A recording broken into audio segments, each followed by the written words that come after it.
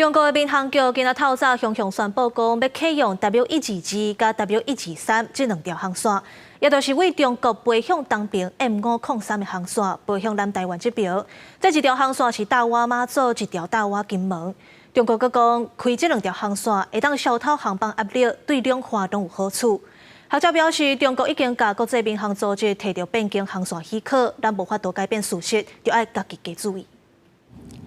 中国民航局伫官网公告，即马开始启用 M503航线 W122、W123的连接线，由西向东运作。佮预告5月16日，福州中立机场进离场空隙要进一步优化调整。中国表示，即届优化福建地区的空隙，有利东南沿海地区航空运输发展的需求，减少航班的延误，对两方拢有利。可能会些许影响到的，应该是金门附近的，就是金门上义机场附近的一些航班。但是因为它空程上面也有一些间隔哈，所以其实我觉得会影响，但是影响的这个范围应该是不至于太严重。新启用的 W122航路真挖近马祖空隙边界的南边 ，W123是真挖近金门空隙。经国际技术是分析，新航路对台湾国际线影响有限，不过国内线有可能受影响。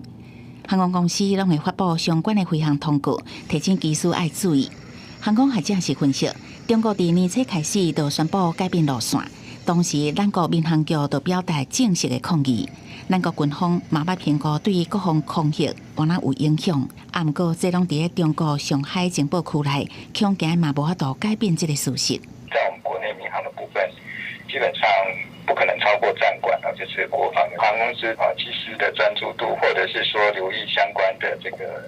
机外的一些相关的一些资讯之外，就没有其他方式可以去改变。学者分析，中国已经向国际民航组织申请变更航线得到许可。